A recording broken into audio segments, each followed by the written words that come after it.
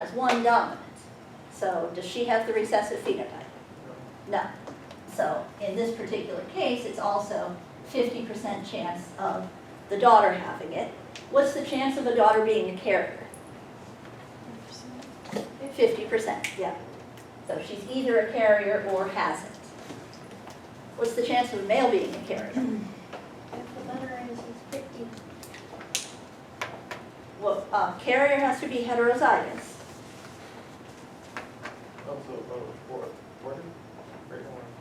For just the males, what's the chance of being a carrier? They're both. It means you have to have 2 copies and be heterozygous. 25% for the father too. You don't get an X chromosome from your father unless there's been something wrong in meiosis.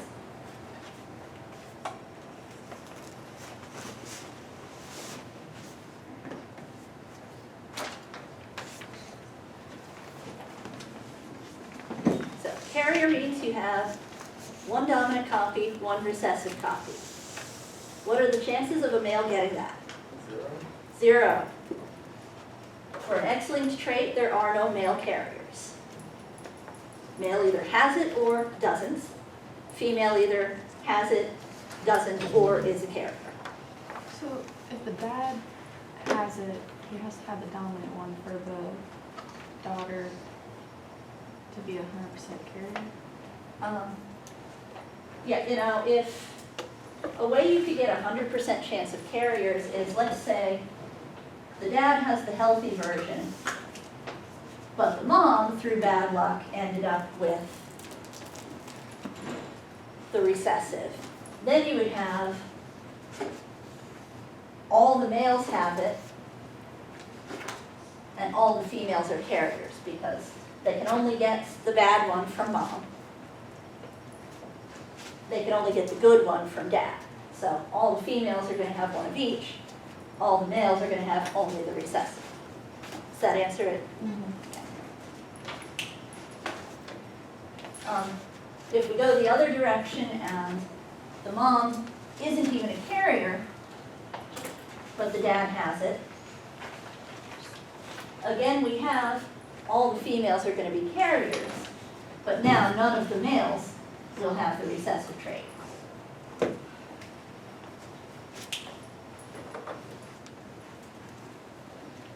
Any other questions on X-linked inheritance?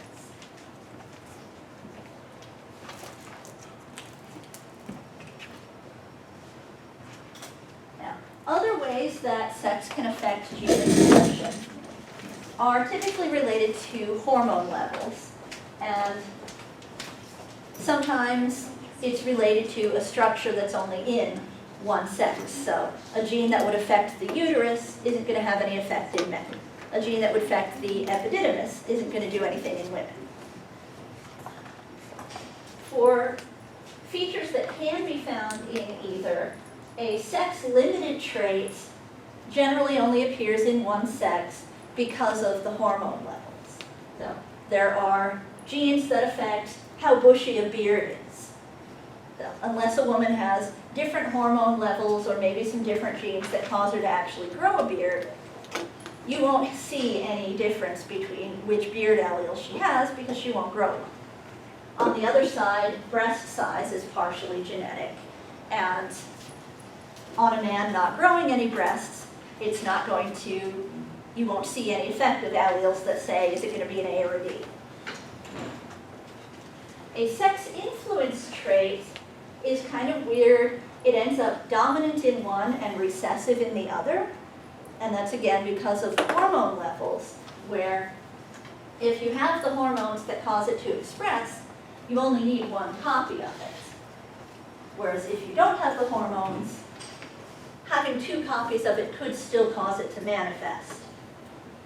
Male pattern baldness is an example there, where in the presence of testosterone, the receding hairline and losing hair off that spot in the top are a dominant trait. You just need 1 copy of the gene that says you're going to lose your hair. Whereas in lower testosterone levels and higher estrogen, that loss doesn't come unless it's really strongly expressed by having both copies of the allele. This is why you can sometimes see women after menopause starting to lose hair like that when the estrogen levels go down and they're no longer balancing out the androgens from the adrenal cortex. Questions on sex-limited and sex-influenced traits?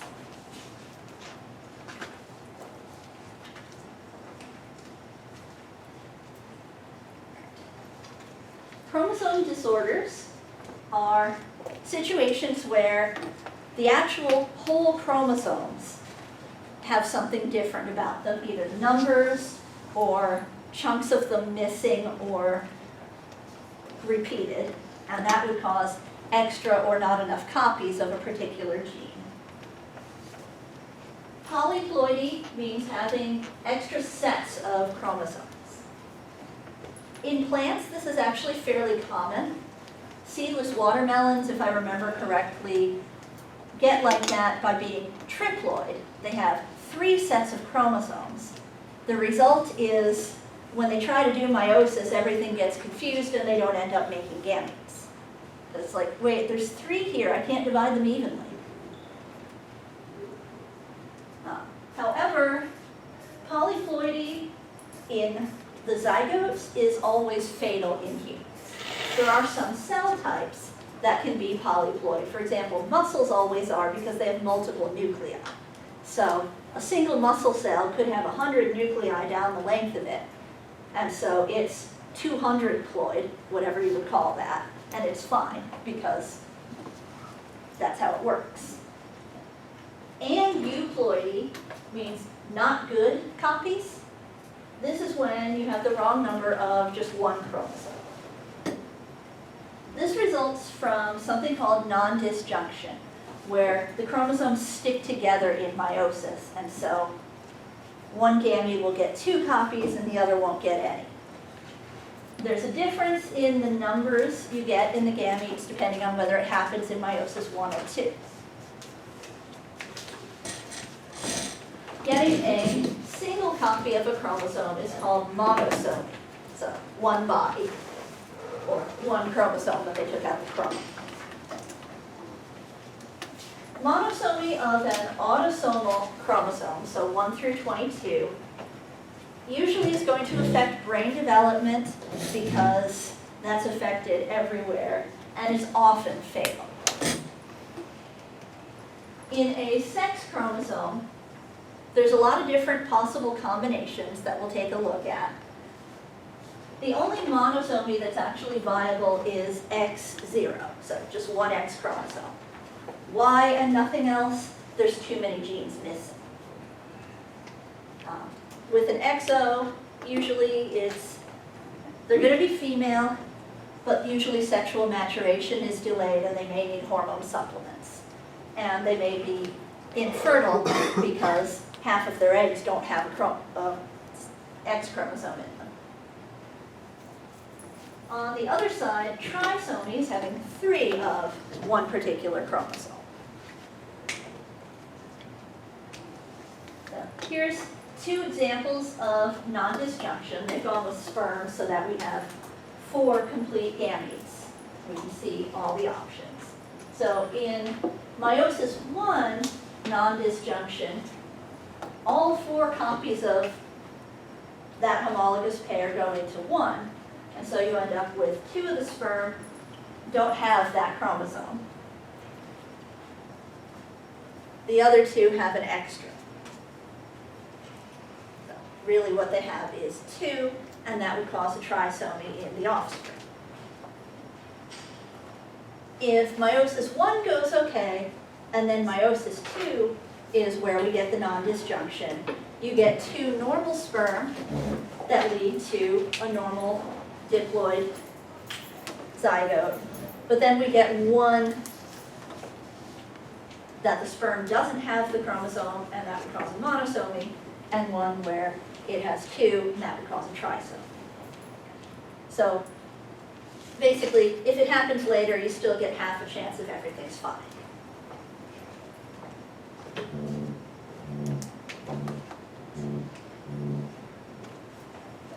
Trisomy is more common than monosomy because more of them are viable. Down syndrome, trisomy of chromosome 21. This is the one that's the least damaging because chromosome 21 is the smallest. And with early surgery and things like that, it's become a lot more of a longer life expectancy. Trisomy 13 and 18 are the only other ones that we have confirmation that people have lived long enough to be born with these. Less than 5% of them survive past the first year. For sex chromosomes, somebody can have 3 X's, XXY, or XYY. Usually, both of these are male because there's an SRY gene. Sometimes with XXY, they could be infertile or have delayed development. XYY usually isn't even noticed. There was one study I heard about where XYY is more represented in the prison system than it is in the general population, but it wasn't because they were more aggressive from having more I'm male. It was that they made more stupid mistakes and got caught. So it might not really have anything to do with it. XXX is sometimes called super female. They may have just more pronounced secondary sexual characteristics, and they could actually be less fertile because some of the eggs would have 2 X chromosomes, and that makes them heavier and maybe not as viable, or it might be difficulty in meiosis. Down syndrome, I'm going to look at a little more closely because it's in a clinical application. It includes distinctive changes to the face, and these can actually be detected on ultrasound if you don't do a genetic test. Some intellectual impairment, though this is highly variable. Some people with Down syndrome are able to get college degrees, others can't make it past elementary school. It's just a wide range. There are chances of heart and kidney defects. Often we can fix the heart defects with surgery. The kidney defects are a little harder. Sometimes they might need a transplant. Also associated are an increased risk of infection, of developing Alzheimer's disease, which probably relates to the differences in brain development, and an increased risk of intestinal blockage. And that's another thing that can be fixed with surgery. Questions on Down syndrome?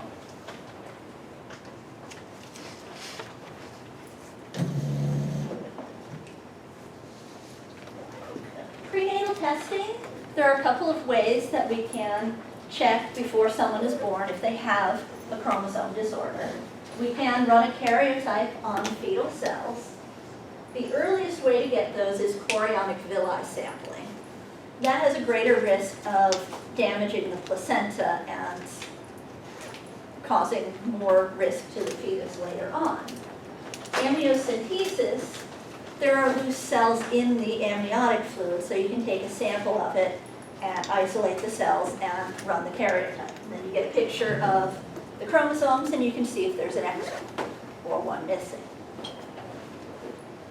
Differences that are visible you can find with an ultrasound. And sometimes they can do a really detailed ultrasound and actually be able to detect if there are heart defects. The last section is genomics and healthcare. So genetic testing is becoming a much more common thing where you can, somebody can run their whole genome, but that's one of the situations where there's so much information. How do you decide what to do with it? So it's more common to look for a specific gene, something that you know is in your family and you want to find out if you have it, like Huntington's disease. Risk of cancer is another one. My mother-in-law had breast cancer last year, and she was given the option to sign up for this genetic test, find out if you have any of these genes that increased your risk of breast cancer or cancer in general. She did have one of them, so they've sent my husband a letter that will cause the insurance company to pay for this test to find out if he has that gene and is at greater risk of cancer. I've heard of people finding out that they have a strong risk of breast cancer from these genes and actually getting the breasts amputated to try to prevent it. So, another form of genetic testing that goes on is that one that's getting really popular, and there's a couple of companies that do it, like 23andMe, where they try to look at your variant alleles and estimate the likelihood of where your ancestors came from. There's a lot of play in that because any gene could be found anywhere. It's just there are things like, especially sub-Saharan Africa is going to have some differences because with having to cross the Sahara or all the swamps along the Nile, there was less intermixing between, say, northern Africa and everywhere else. But that can be fun. Another thing that can be done with testing for specific genes is called pharmacogenetics. So what's this first part sound like? Pharmacy. So a lot of drugs will affect